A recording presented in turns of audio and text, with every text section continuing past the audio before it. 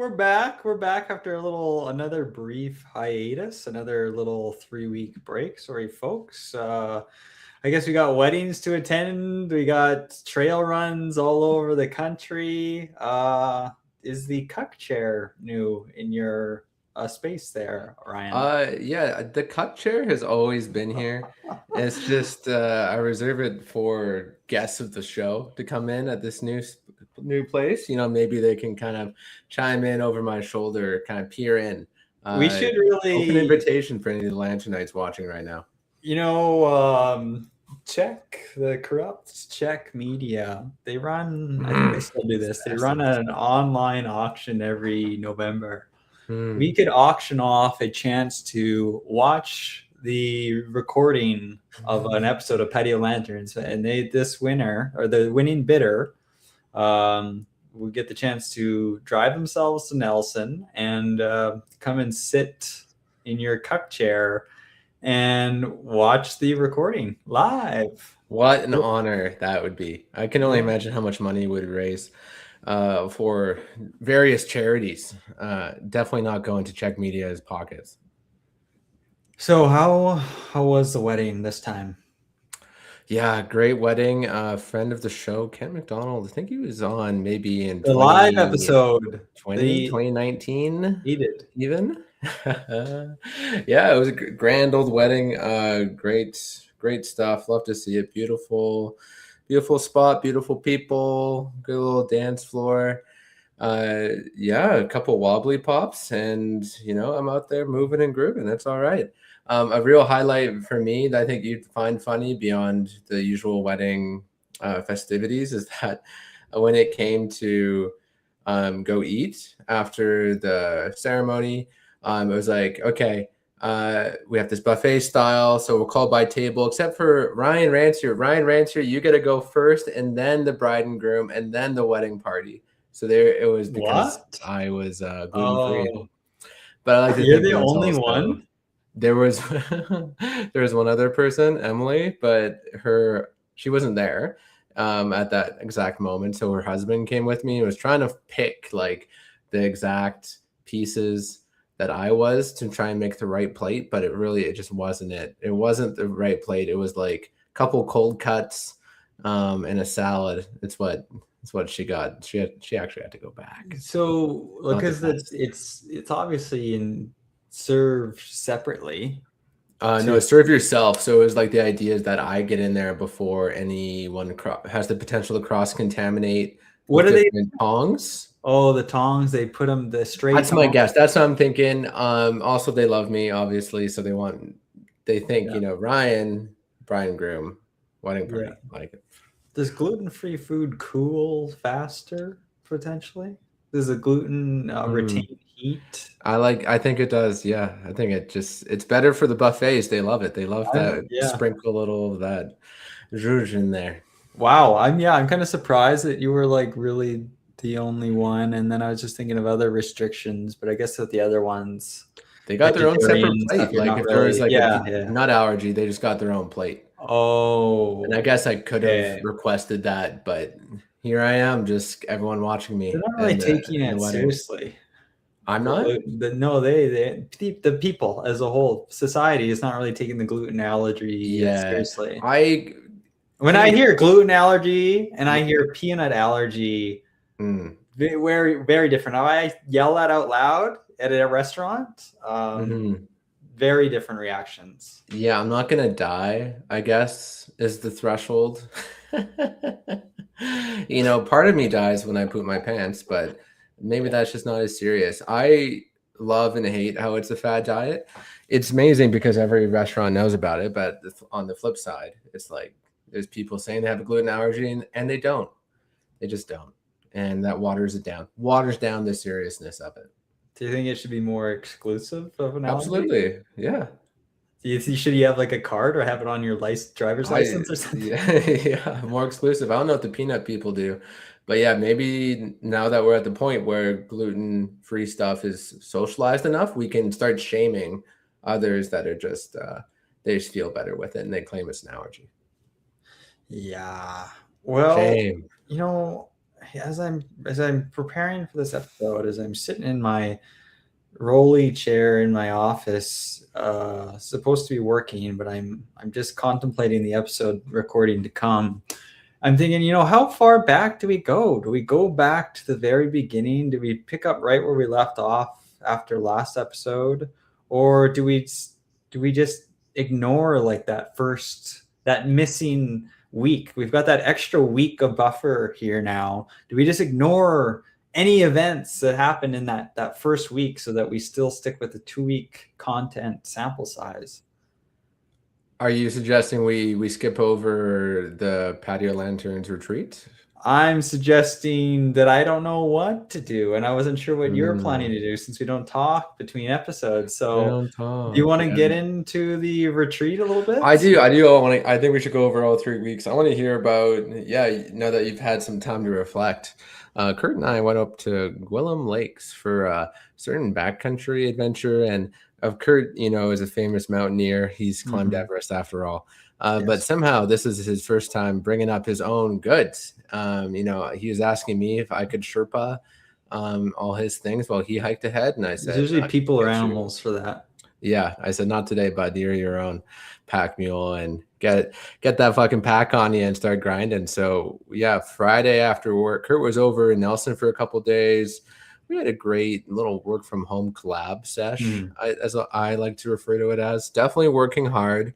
Definitely was not at the beach in the afternoon. And what can I say? We got up to Gwillem Lakes. Beautiful, beautiful spot.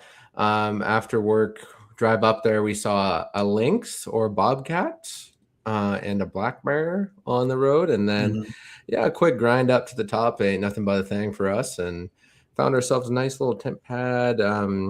We thought we might be a little early almost because there were reports of snow covering much of the ground up there by the campsite, but a week of warm weather does wonders, and it was happening out there on the trails. Lots of other hikers and campers. Oh yeah, everyone, it's the place to be. I mean, that Saturday it really filled up. But yeah, I'm kind of curious more from your perspective, like since it's not as much in your BC playbook, how did you find our journey?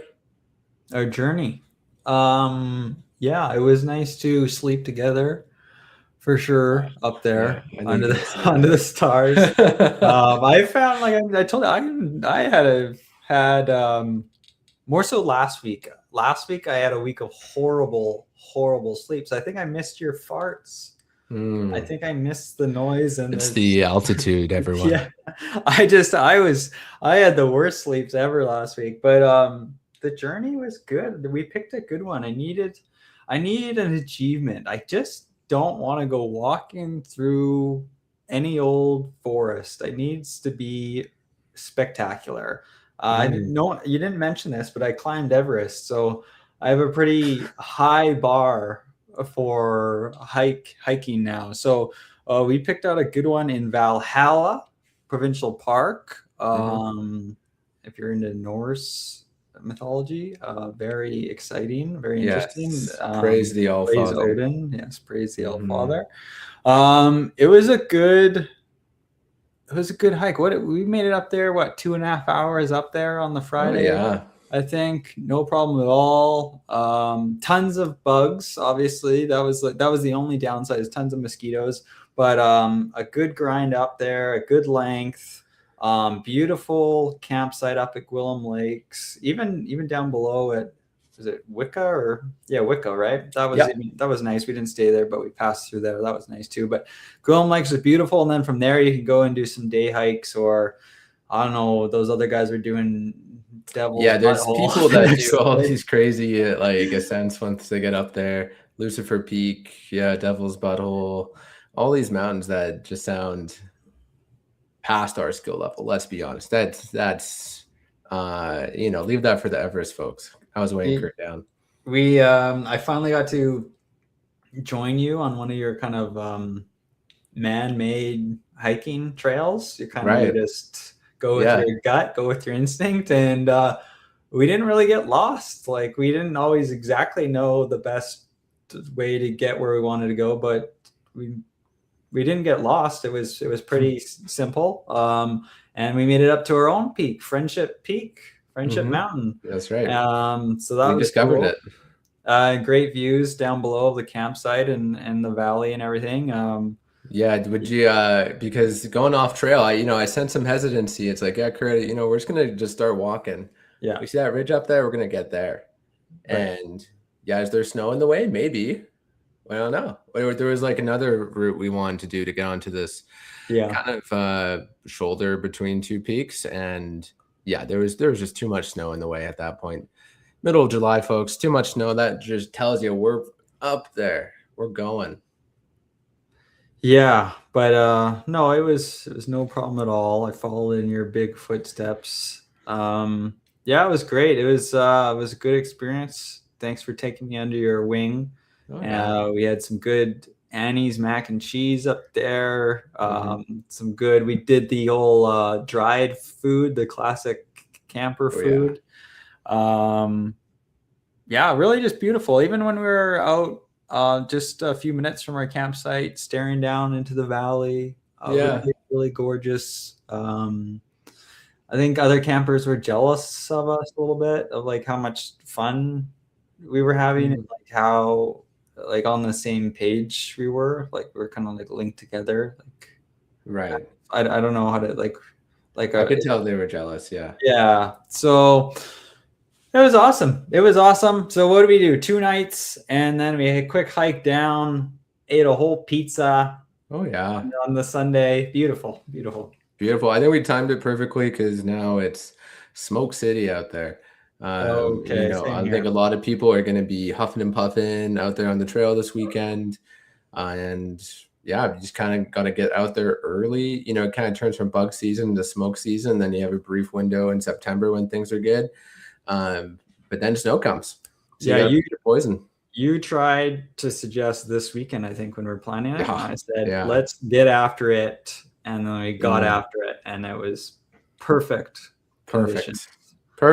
So it's the bugs were something else for sure. Like it was just early season bugs, and you needed bug spray. Like I'm not one who uses DEET lightly. Like I'd just rather not use bug spray if I don't have to. A few bites are okay, but yeah, once you start to get swarmed, it's just like, okay, spray me. Yeah, like we were like standing still or sitting still, and they'd be like all over us. The sunlight seems to scare them back to the hellish depths they came from, but it's just one of those things. I was caking on the bug spray. I've always been one that gets lots of bites. I find more bites than the average person. And I'm not afraid to cake on the bug spray, even though I don't know how much it really helps. I think it helps a bit, and that's enough. And I just it's like my cologne, that and sunscreen, and nice concoction. And that was the unfortunate part, because it was hard to sometimes just mellow out. Yeah, because we did have more of a chill day. We had like just chilling, and it does make it more difficult when you're getting swarmed to just we could have been suntanning or I did not want to take my shirt off. I just keep my skin protected from the bugs. Nelson was beautiful. It was nice to make my bi-yearly, I don't know how many times I go out these days, but it was a nice little trip out there for sure. So I think the Lanternites would enjoy is that Kurt will not poop on the trail. I'm not sure how he survived Everest, but I've gone to this, that one of the outhouses was overflowing. So I go to this other outhouse, and I'm having some pretty big movements up there in the mountains. Like I said, the pressure does something to your intestinal tract. My intestinal tract just pushes things out, and then I go to Kurt, and there's been no movements. And we just keep on eating. We're having these dehydrated meals, $5 foot long. These kids just shovel down a foot long right after like a big meal that I cooked up a few hours before. And there's just, I'm like, how's this dude not like so bloated right now? Like I don't get it. I was starting to get a little bloated for sure. Yeah, especially on the Sunday.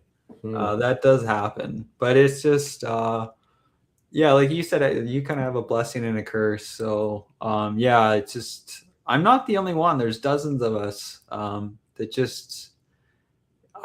there's just a switch that like flicks when you're in your own home compared to being out in mostly like more so like in public or in the outdoors kind of thing.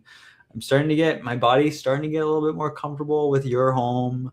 I'm making good progress there. The It's key is to safe. slowly, just one little bit at a time, to slowly kind of introduce your body to the new bathroom toilet experience. But What yeah, would I help was you feel more safe? Like, would you like to see words like safety in the guest bidet would bathroom? help. Oh, bidet. Bidet. But that's just for cleanup.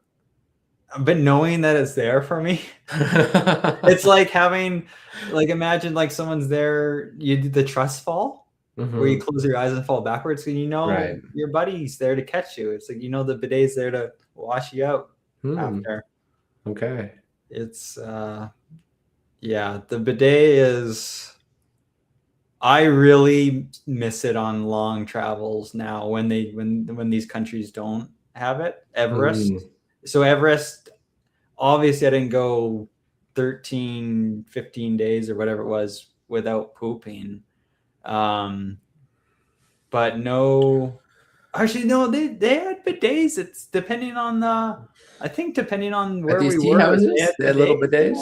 bidets. Yeah, it's essential. Are they melting snow It's water like in there? water, bidets, food, and then everything else. Like they really bring up, the mules are packing up carrots and bidets.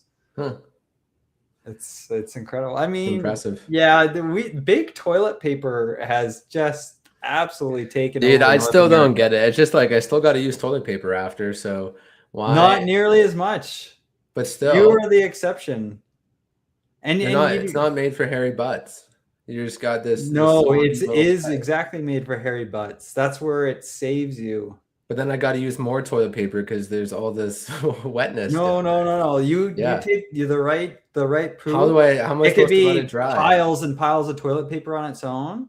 Bidet it, blast it, and then a little bit of toilet paper. It can be a huge It's game never a little changer. bit. It's never a little bit of toilet paper for me. You have an individual problem with bidets. I've never heard this before. It's bizarre. It is a huge difference. I don't know. You just need to I need like a dry blow it, your dry. I need ass. like a blow dryer after, or I'm using the same amount of toilet paper. I think some of those like Japanese toilets have like the air dry. That's Yeah. what you need then. You just need to go to the next level. I cheaped out and got Yeah. the basics here. Right. Yeah, if you kind of had like a hair dryer down there at the same time. And I have a hair dryer. I could like plug it in for you. I would just let you keep it, but Just the one-time use. yeah. Or yeah. No, yeah. Anyways, that's bidets. I don't know That's how we bidets got for you. there. Okay, yeah, something to think about for the guest bathroom for sure. Okay, quickly. Yeah, what do you got? Oh, were you about to say something, or you just finishing I up on just the want to bidets? touch about the 2000s Resident Evil movies that we watched.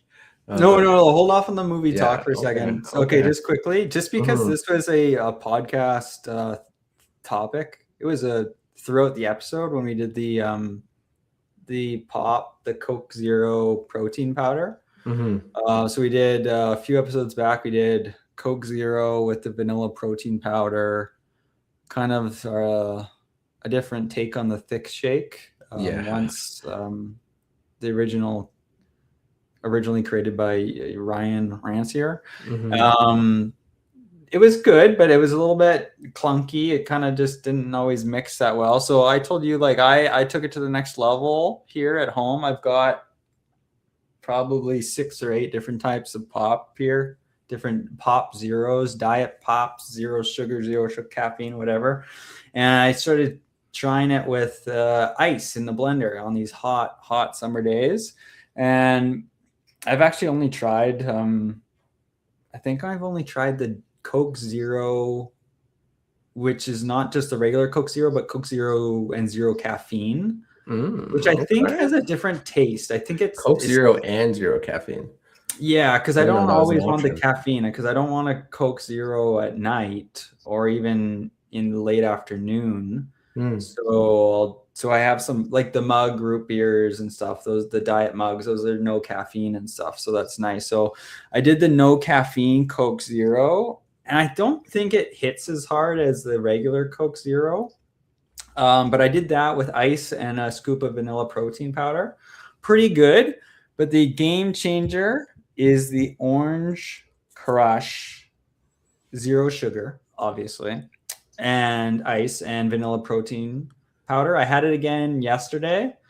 It is so good. It is a creamsicle type of slushy. It gets you jacked. Is the ice bind it together? Like if you just did Orange Crush Zero and protein powder, is it not going to hit as hard? It sounds cold. It's cold. And yeah, it helps blend it together. I think that's key.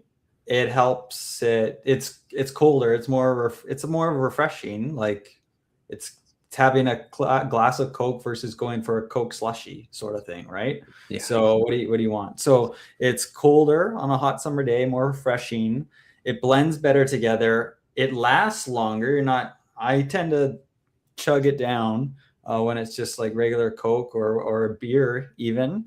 You put it in slush form, brain freeze, and it's thicker. It's harder to get down, and it can be kind of like filling. So if you want a little snack, I get a little snacky and try not to overeat. So, you do the zero sugar Orange Crush, a scoop of vanilla protein powder, and some ice, and it's good. It is good. That's good. I need to do the root beer still, but now I might just keep going back to the Orange Crush. It's perfect. Who doesn't love a orange creamsicle flavor?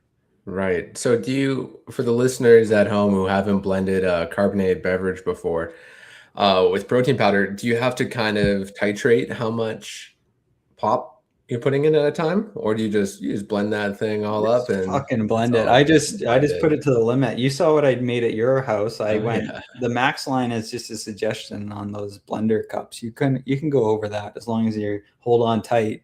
So I have like something like that.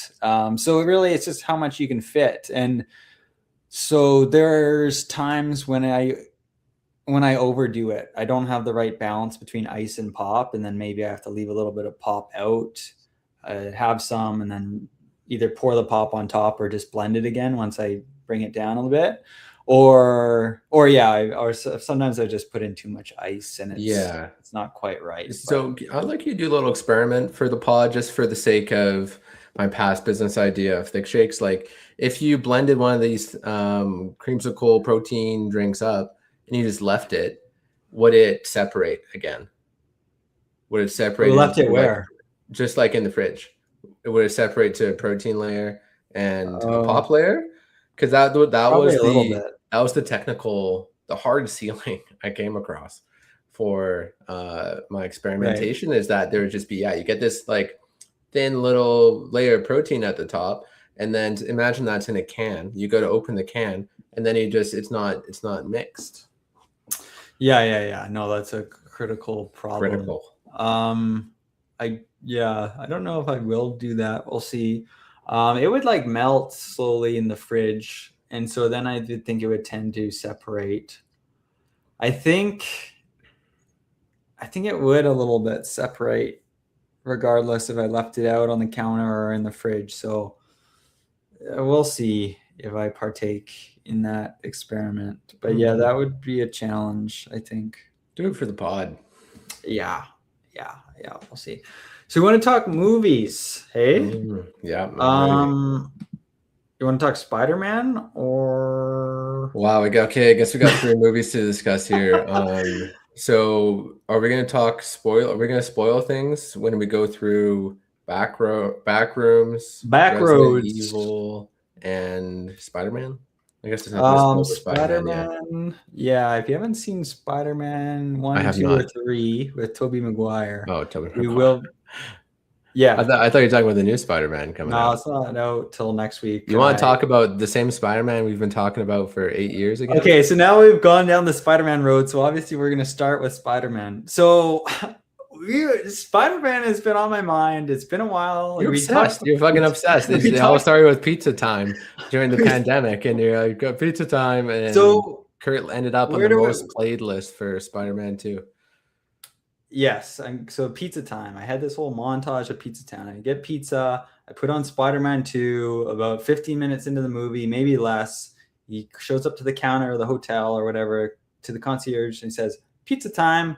She looks back at the clock, chewing her gum. "I'm not paying for those." And he's just, well, okay. So I did that lots, but I've been off of the pizza time. I kind of just, there's only so much Spider-Man 2 a boy can watch.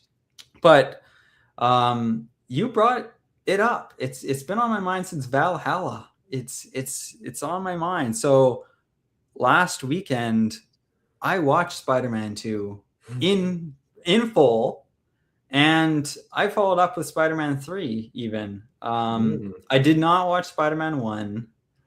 I don't have a grudge against Spider-Man 1. I wanted to go. I really wanted to watch Spider-Man 2. That's why I started there, and then I didn't want to go back. Also, I recall a few years ago, 2 or 3 years ago, I watched the trilogy, and we recorded an episode, and I talked about them, and I think that was one of our lost episodes. Wow. So for the listeners, buckle up.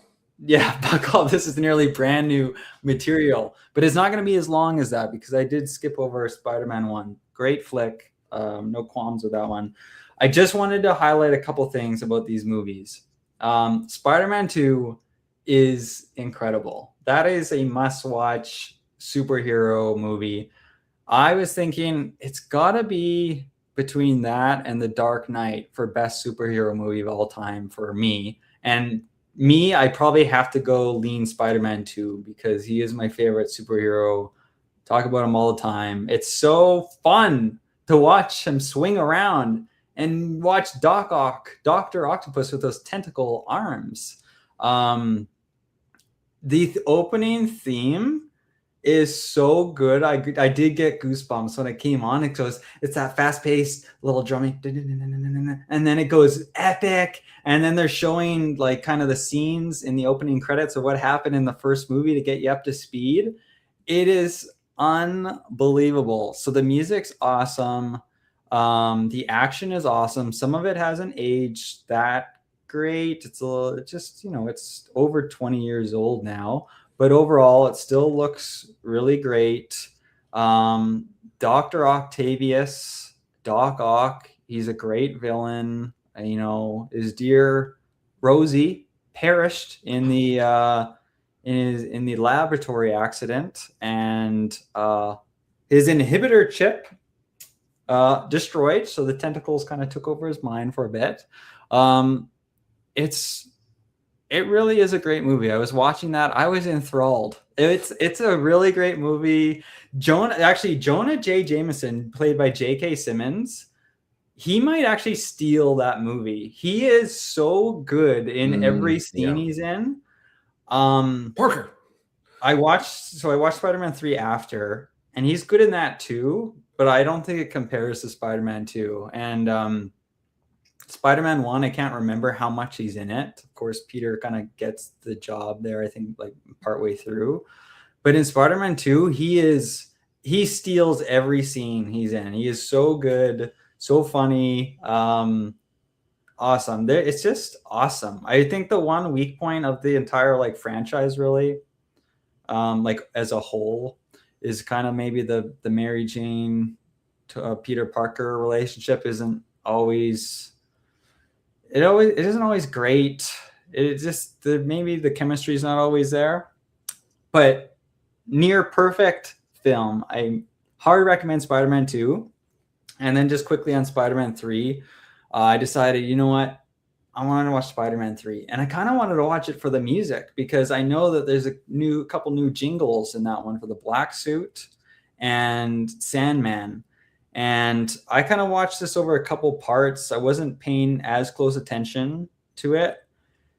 It really is a mess of a film. It was kind of panned when it came out, and now it's kind of praised a lot more just because it's so memeable. There's a lot of good stuff, but it's mashed together. It's bloated. There's too many characters that don't have enough screen time. I think Sam Raimi was pressured to, he's the director of the trilogy. I think he was pressured by the studio to include Venom and didn't want to. If they cut Venom, I think that solves a lot of some of the problems. Sandman, Venom, New Goblin. Yeah, so it should have been more a Sandman, New Goblin movie. I think that's maybe what he wanted originally. Like Venom kind of comes in the picture randomly, like near the last third of the movie. It feels very rushed. I don't have any issue with Topher Grace, the actor, but he plays Eddie Brock, kind of Peter's, kind of like when you had like Evil Ryan or whatever your arch nemesis was. Yeah. Like he's kind of like this evil replica of Tobey Maguire, like same stature and everything. And he's all right. It's just Eddie Brock, I feel like, should be more physically imposing, and same with Venom. And it's just rushed. A lot of the characters just aren't fleshed out enough in this one. The Mary Jane Watson, Peter Parker stuff is kind of annoying. They're at each other like the whole movie. I mean, mostly Mary Jane's pissed off at Peter, sometimes for good reason. He kind of dicks her around. It's kind of funny because at the end of Spider-Man 2, she runs off from her wedding day. She says, "I want to be with Spider-Man," and runs away from her groom-to-be. And everything is perfect. It's amazing. Go get him, Tiger, she says, as he hears the sirens. Beautiful. And that's kind of how the movie ends. Immediately in the beginning of Spider-Man 3, she is pissed. She does not. She hates Peter Parker. She hates Spider-Man. So it's a complete like tonal switch up. And it's kind of miserable between those two the whole movie. I mean, even Gwen Stacy's in there. It is kind of corny at times. There's some corny writing and lines and stuff. It's just a bloaty mess. It's just unfortunate. It has some good parts. It's just the final product is a mess. But the music, I just wanted to come back to the music because that's what I started with. The black suit theme and the Sandman theme, also incredible. And that is what I love most about this movie, is it added these two new themes. You have that same opening credits, Randy, where they play that Spider-Man theme, and then it transitions to like the black suit theme, and then it transitions to the Sandman theme, all while it's showing you, here's what happened to Spider-Man 1 and 2, by the way. And I'm sitting there getting fired up, eating my popcorn, getting fired up. So very tragic that was the end of the Tobey Maguire trilogy. Hard recommend the whole trilogy, especially Spider-Man 2, if you have not seen it. So all that's right. the Kurt rundown on Spider-Man. That is 2 thumbs up by Kurt. I like to picture bad boy Peter Parker as Kurt when he gets his motorcycle license.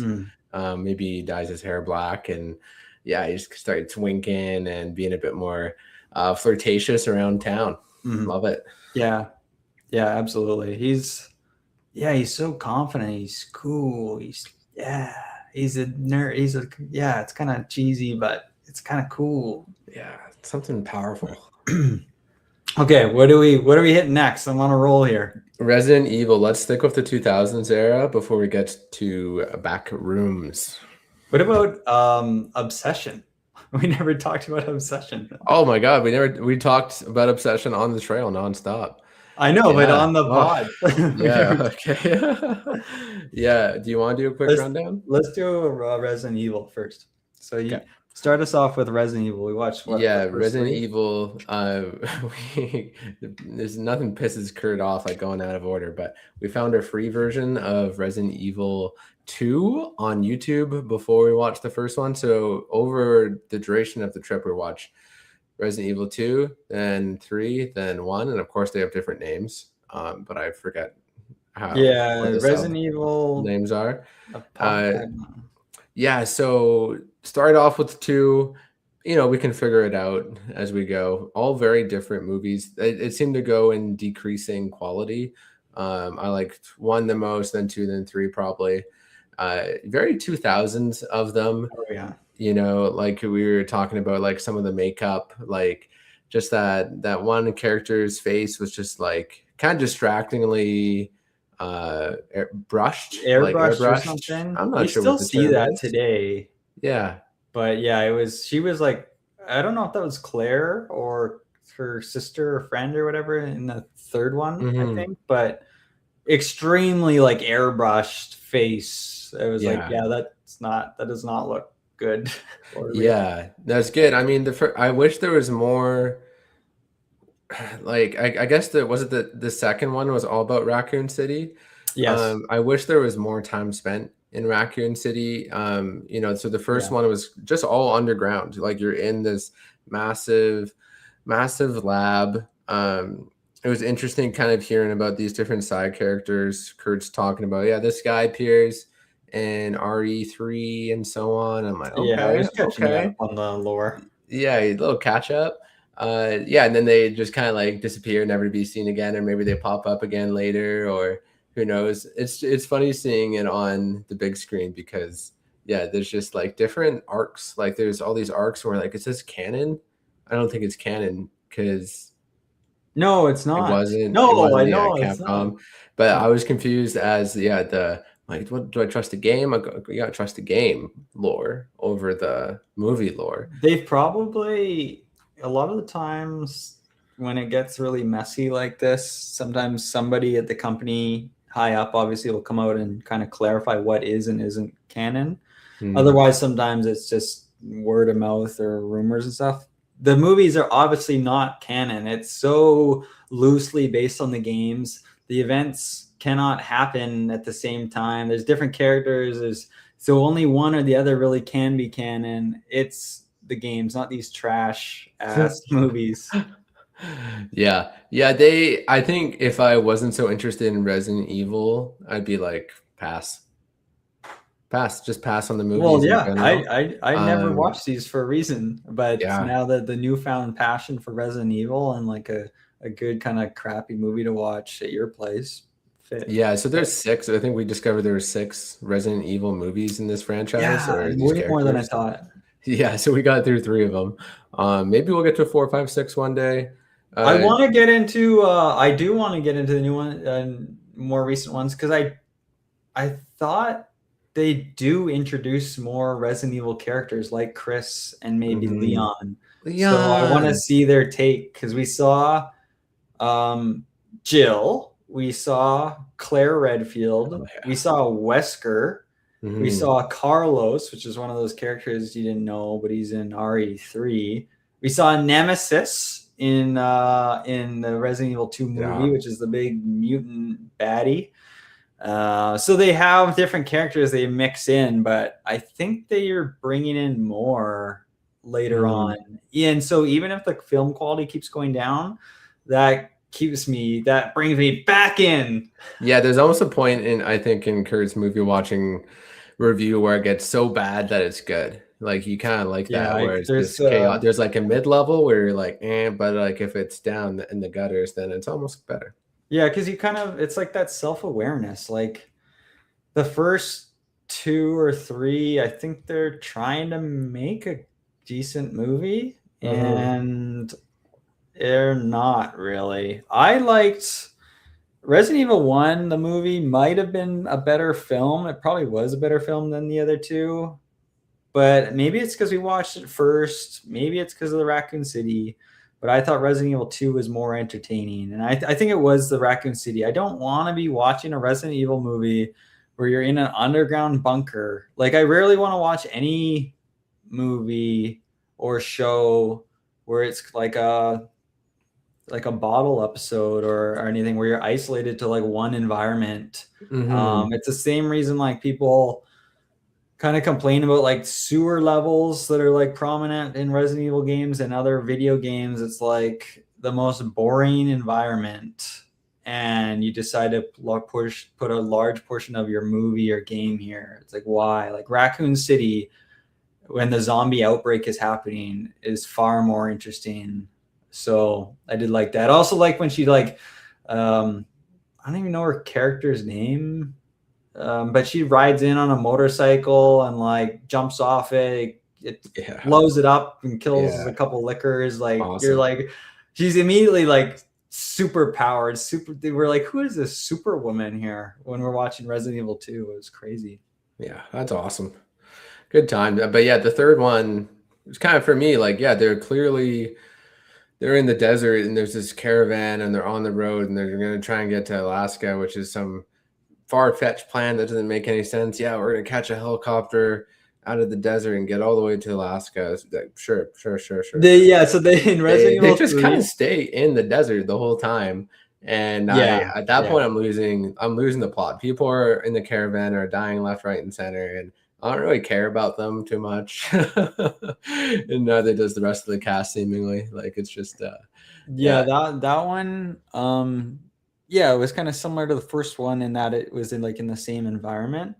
But that one was so uninspired, maybe. It just felt like it was like for budgetary reasons, let's just fucking film this whole thing in the fuck it. desert. Yeah. And at that point, the quality has already dipped significantly in the acting and the writing and everything. And then you put it in just a boring desert, and it's really easy to lose interest. And yeah, their plan, they're like, all right, everyone, let's take a vote. Either we stay here, we go to Alaska. And they're like, oh, let's go to Alaska. And then like 5 minutes later, their first stop, they like all die. Just everyone but the main character is dead. Yeah, actually, I don't even remember what happened to Claire Redfield. She survived, right? Yes. Carlos died. That was the big death. They tried to do it kind of like Dom in Gears of War with like self-sacrificial driving a truck. Yeah. Like, look at us now, Maria. And then he blows himself up. Kind of similar thing. Yeah, so because Carlos was in Resident Evil 2 movie, I think. So he carried over, but then Jill did not for some reason. That bothered me. Yeah, that's the part where where's Jill Valentine? Like one of the main characters. Yeah, so maybe over the next decade we'll finish off the rest of them. But yeah, as I sent to you, like there's a new Resident Evil movie coming out in September. I don't think it's gonna be I watched the new trailer and there's some like throwbacks to the game in terms of just how he like finds a shotgun and he's searching for shotgun shells and a typewriter, things like that are references to the games. I don't think it's going to be really I don't think it's going to pull a lot from the games. Maybe I'll be surprised because this director does some crazy things sometimes in his movies in like the back half or near the end. So maybe it'll go off the rails and Leon Kennedy will come in and do a backflip or something, maybe. But I think it'll be more of a straightforward horror. I'm not saying it won't be good or crazy. I think it will be, but more straightforward horror. And that one, I thought I read a while ago, that one might actually be canon. I think it takes place over, because it involves Raccoon City, name dropped in the trailer. I think it takes place on that same outbreak night. And if they just play it straight, it could still be canon and just be like an isolated character, an event. He's just some delivery guy. So that one could be canon, folks. Stay tuned. Yeah, I'm excited for that one. It'd be great to watch it with you if the stars align in September. Does that feel complete before we get to Backrooms? Yeah, let's do Obsession real quick. Oh, Obsession. Okay, 4 movies. And we don't have to go deep because it's been out for a while and we talked about it on the hike. But we'll do spoilers for Obsession and Backrooms. So two of the hottest horror films of the year by I would say, I don't know the full history of these guys, but like young and up and coming directors. Like the Obsession director is like a sketch comedy guy with his so Bear's best friend in the movie is also like partnered with the director, like doing these sketch things. So really awesome. And it was critically acclaimed, obviously took off like crazy, spread like a wildfire through word of mouth. But both of us, I think, much scarier than expected.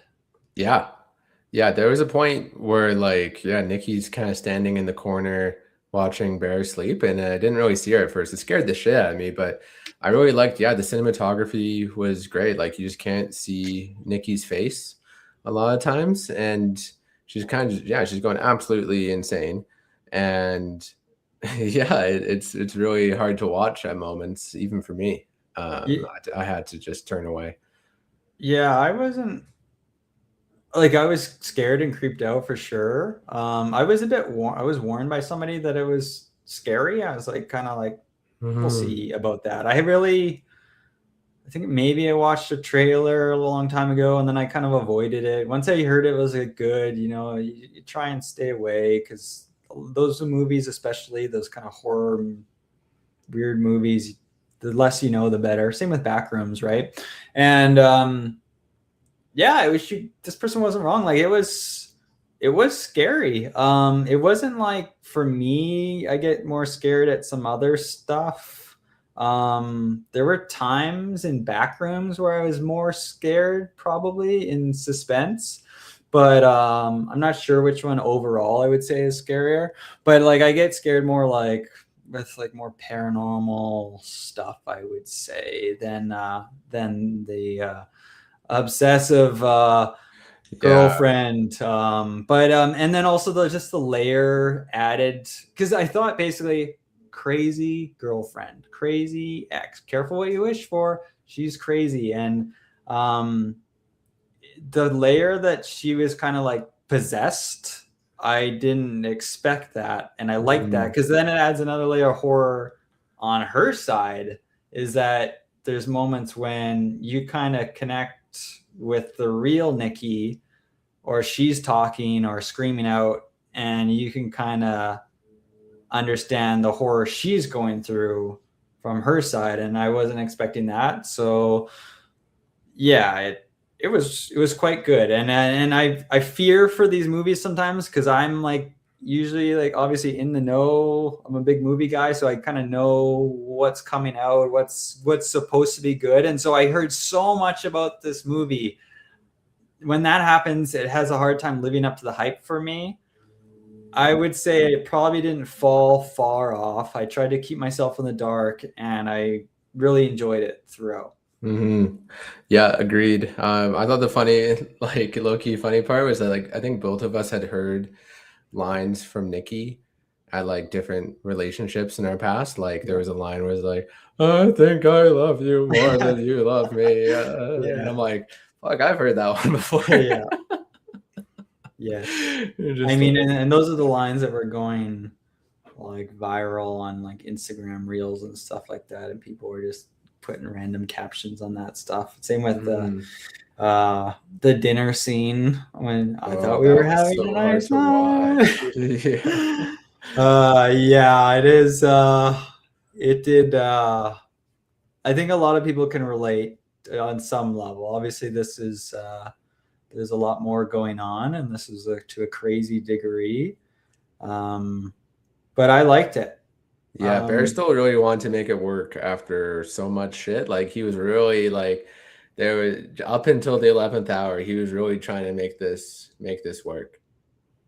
yeah, Last yeah, 15 he was committed for sure. And but I think a part of that has to be fear. Like shit, she was feeding him his cat, things like that, duct taping the door, like the random demonic witchy movements in the dark of the night, walking backwards at Oh one point. Like God. she was doing some crazy shit that Yeah. would freak you the F out. So Yeah, and I and then gotta he say, I gotta talk about my little theory at the end. Spoiler, when he like OD'd. yeah. Part of me, I think I told this with Kurt, and I still haven't looked it up yet, but yeah, when he took his medications for the first time in days, seemingly, it's like the camera did this little distortion, and it almost looked like things were back to normal. So part of me thinks, was he just off his meds and experiencing like a crazy psychosis? And that, yeah, when he OD'd, it just shifted everything back to normal. Like, was this all in his head because he wasn't medicated? In the first few minutes, you see a bunch of pills in the bathroom cabinet. You know, his cat actually died because it got access to those pills, and he never takes them again until the end of the movie when he dies. I And it still just don't makes think me he think take them that, at the beginning of the movie.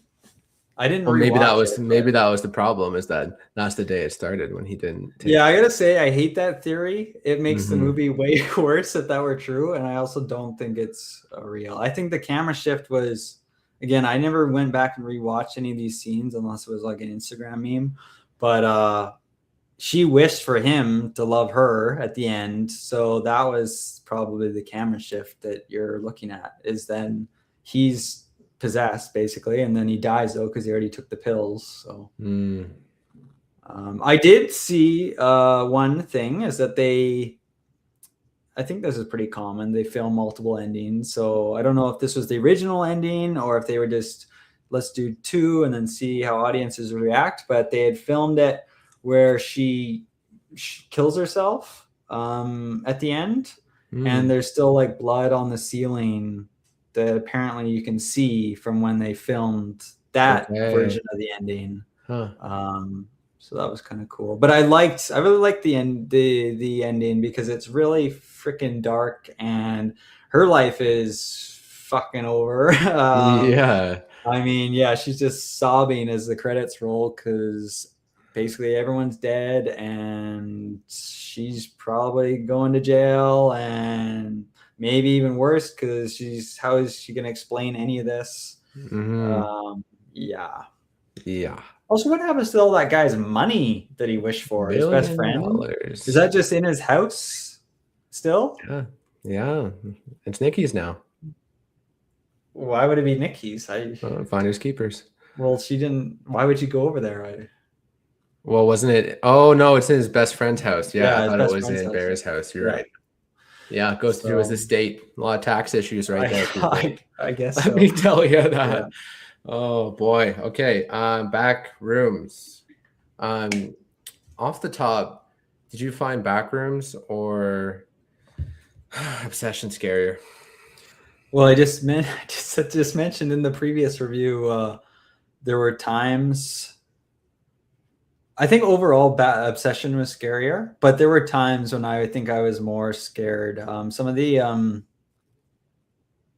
I guess it was probably the first person camera perspective scenes. I was scared. Like right at the beginning of the movie, I'm like, oh shit! Like what's happening here? The guy in the hazmat suit, that was a great hook. Yeah, and then when when shit hits the fan, when he fucks over his student workers and brings them in to die.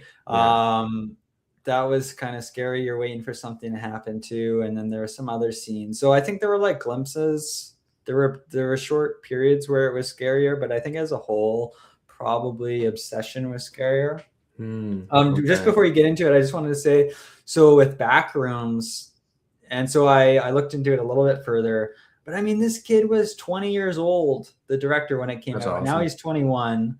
I looked into Backrooms a bit more as a whole. I had heard of it before this movie, and it basically just started as one of those like eerie images on like 4chan, where they just post this shit. So it turned into this creepypasta, this internet term if people aren't plugged in like us podcast hosts.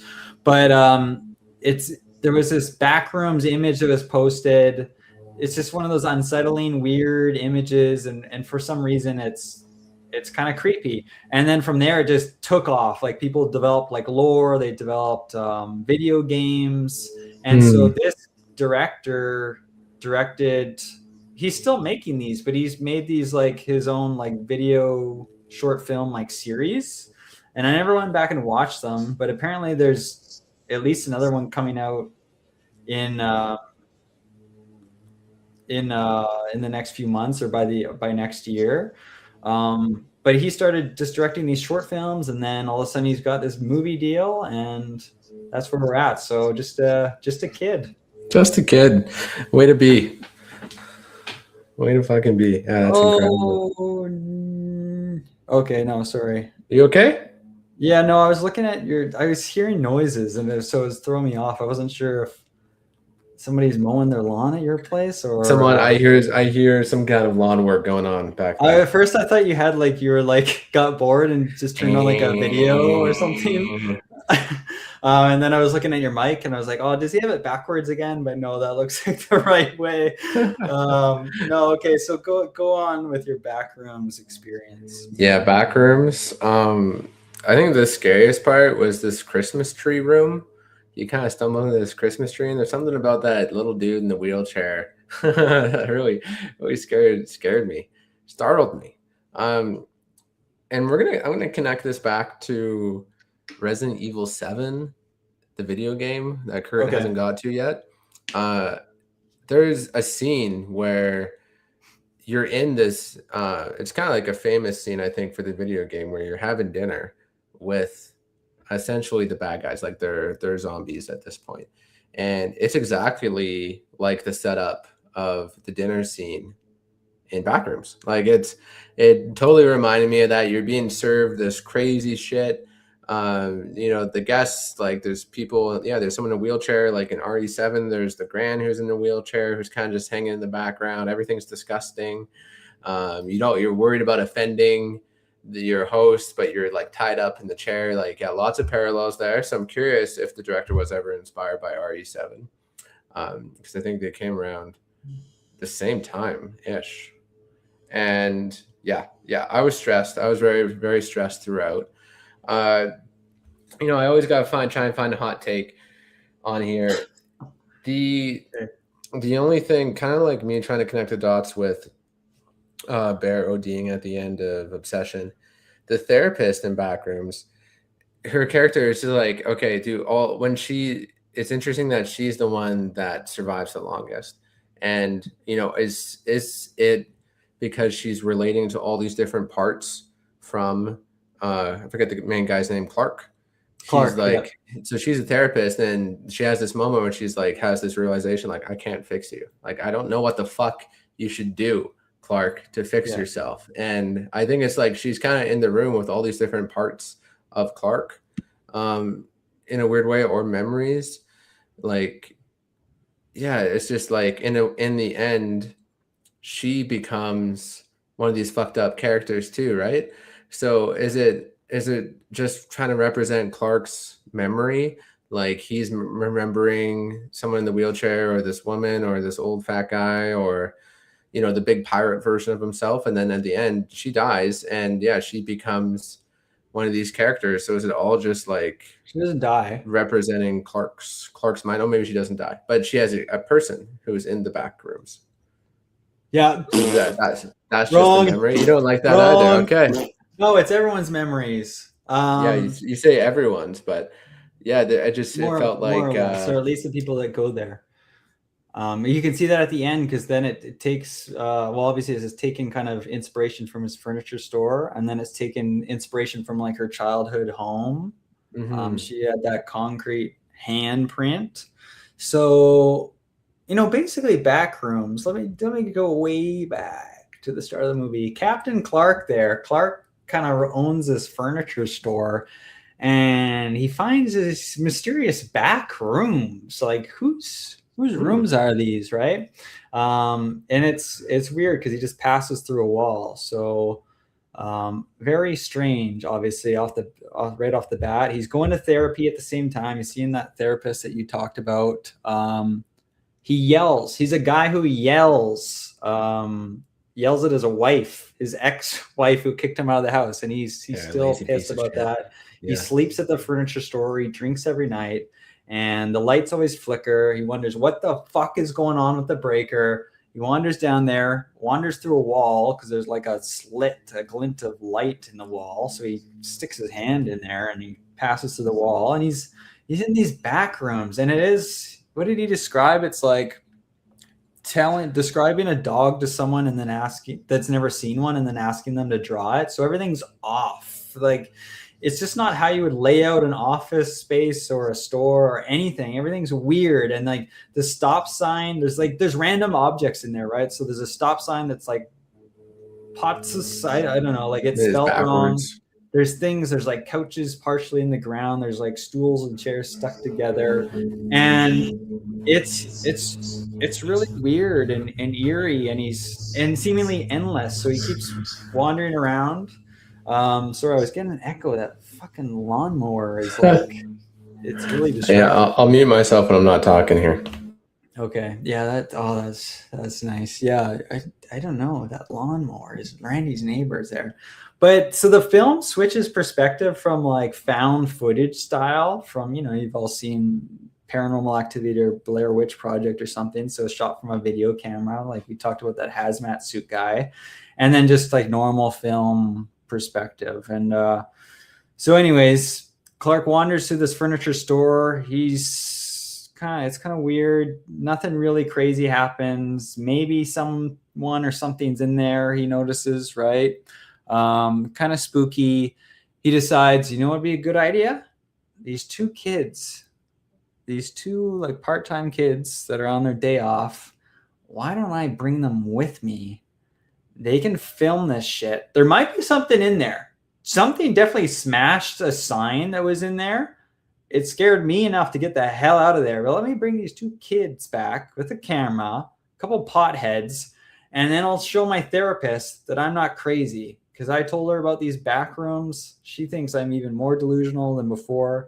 So let me get these kids. So I was surprised. Obviously, I wasn't surprised the kids died, or at least one of them, like that stoner kid. He was made to die. I was surprised how fast both of them died. I guess actually I should circle back to the point you made about the ending.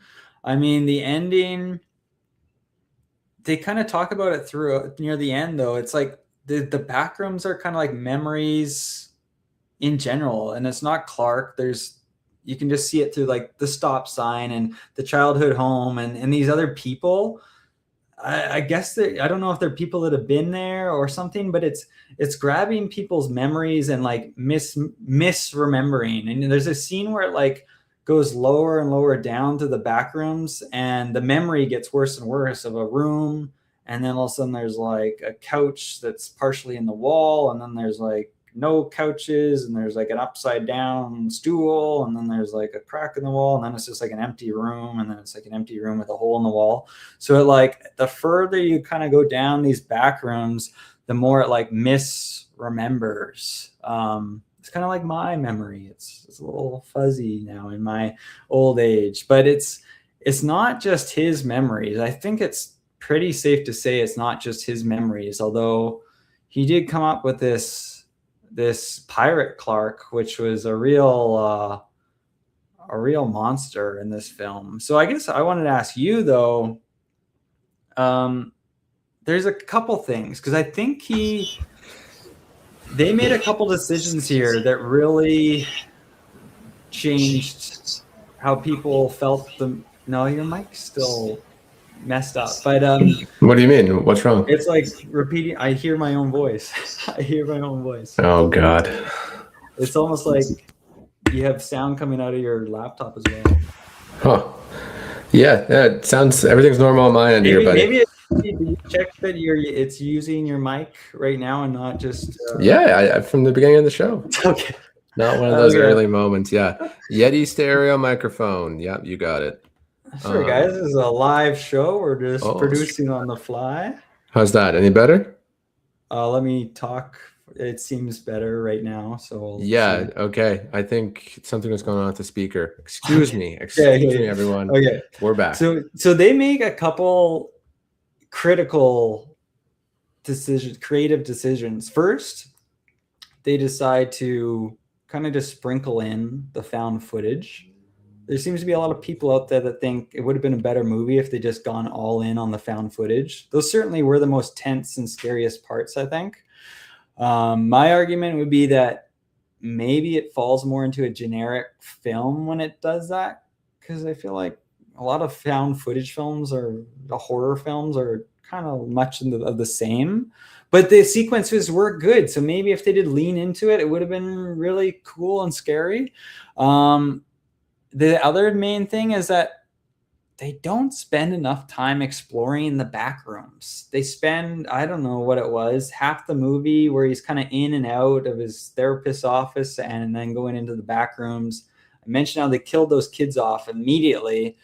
And then it really takes a shift because then it's like a time jump, dinner scene. Clark's fucking crazy. So they don't show the back rooms that much after that. And then I just thought of a third one is revealing kind of the monster, which is a big one, which I appreciate because it is kind of, you're so curious. You want to see what this monster looks like. But at the same time, the monster reveal is almost always a letdown. And I don't know how I feel about this particular monster. I liked that it was weird and unique, but in some ways it can't help but be a letdown. So if you caught any of that, I'd like to hear what you thought. Yeah, I really agree with most of that. I wish I got to see more of Clark's breaking point. It was totally off screen. Yeah, like what did he see that really make him want to stay in the back rooms? Like we know his life was shit outside and all that, but yeah, and how did he come to befriend these other scary characters who we know the pirate was killing people, but like could the others have been killing people too? So how did he get to befriend the pirate version of himself?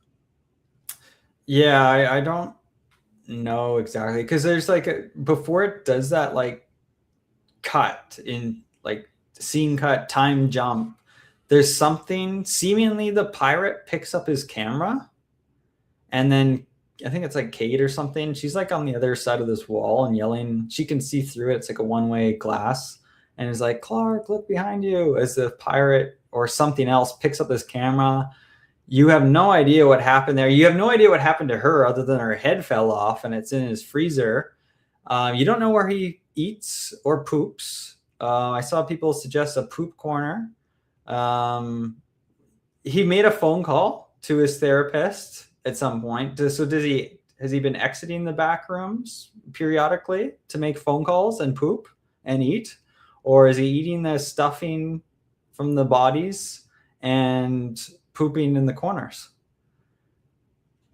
These are all the important questions, aren't they? Right. Did you ever consider the poop? And I didn't think about the poop situation. Yeah, I just assumed that there was a back room full of toilets. Is it toilet paper? Are there bidets? Yeah, I fucking hope so. Infinite rooms. What about you? Got to find one good shitter. I think I don't know. Like I have mixed feelings. I think I would have liked to see more of the back rooms. I don't necessarily agree that it needed to be all found footage. Mm-hmm. Yeah, I agree that those are the scariest parts. That was the handheld camera. But I didn't necessarily need it to be that all the way through.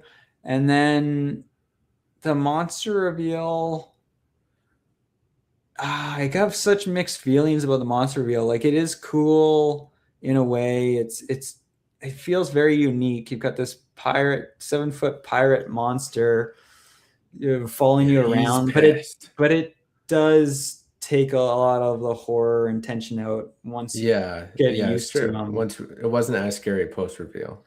And that guy is played by a former basketball player. And I think he played some kind of alien hybrid in the most recent Alien movie too. So he's found a niche where he plays really tall monster humanoid type things. Right. Good for him. So good for him. But I liked it a lot.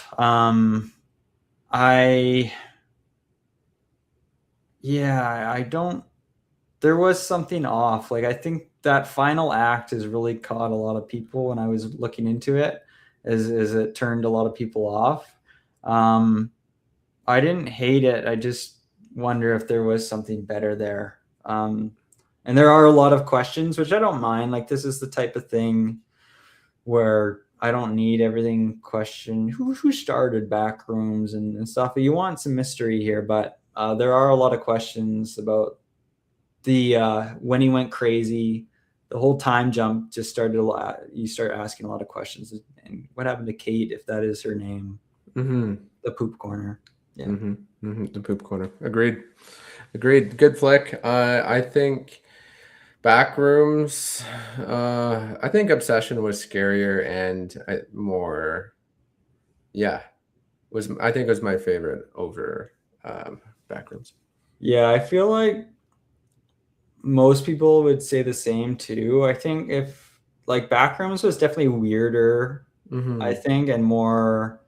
I mean, it's based on like internet lore, and it's Yeah, just so it's like internet lore. Kind of reminded me of Severance in yeah, some ways too.